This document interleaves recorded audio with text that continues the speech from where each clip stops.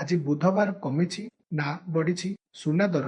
ଏଠାରେ ଚେକ କରନ୍ତୁ ଆଜିର ମୂଲ୍ୟ। ଆଜି ସୁନା ଏବଂ ରୂପାର ମୂଲ୍ୟରେ ଏକ ବଡ଼ ପରିବର୍ତ୍ତନ ଦେଖାଦେଇଛି। ସୁନାର ମୂଲ୍ୟ ବୃଦ୍ଧି ପାଇଛି, ସେହିପରି ଆଜି ରୂପା ଦରରେ ମଧ୍ୟ ବଡ଼ ପରିବର୍ତ୍ତନ ହୋଇଛି। 23 ଜୁଲାଇ 2025 ଆପଣଙ୍କ ସହରରେ 22 କ୍ୟାରେଟ ଏବଂ 24 କ୍ୟାରେଟ ସୁନାର ସର୍ବଶେଷ ମୂଲ୍ୟ। ଗହଣା କିଣିବା ପୂର୍ବରୁ ନଜର ପକାନ୍ତୁ କେଉଁ ସହରରେ କେତେ ରହିଛି ସୁନା ଦର। ଆଜି ଭାରତୀୟ ବଜାରରେ 24 କ୍ୟାରେଟ ସୁନା 1,02,330 ଟଙ୍କା ରହିଛି।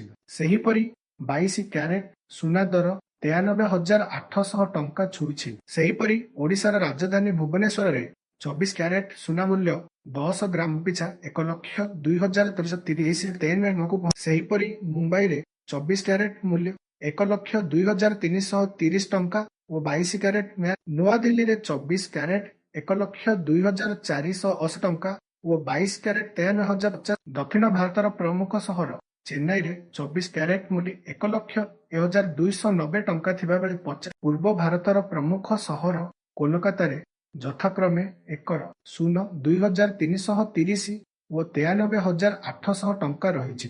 ଅନ୍ୟପଟେ ରୂପା ମୂଲ୍ୟ କିଲୋ ପିଛା 1,29,000 ଟଙ୍କାରେ କାରବାର ଆରମ୍ଭ କରିଛି। ଯଦି ଆପଣ ସୁନାର ଶୁଦ୍ଧତା ଯାଞ୍ଚ କରିବାକୁ ଚାହୁଁଛନ୍ତି ତେବେ ଆପଣ BIS ଫେର ଉପରେ ଯାଞ୍ଚ କରିପାରିବେ। ସୁନାର ଲାଇସେନ୍ସ ନମ୍ବରର ହଲମାର୍କ କିମ୍ବା ପଞ୍ଜୀକରଣ ସଫ୍ୟା ଭୁଲ ଥିଲେ ଆପଣ ସିଧାସଳଖ ସରକାରଙ୍କ ନିକଟରେ ଅଭିଯୋଗ କରିପାରିବେ। ଅଭିଯୋଗ କରିବା ପରେ ଏହି ପ୍ରସଙ୍ଗରେ କ'ଣ ପଦକ୍ଷେପ ନିଆଯାଇଛି ସେ ସମ୍ବନ୍ଧରେ ମଧ୍ୟ ସୂଚନା ପାଇପାରିବେ।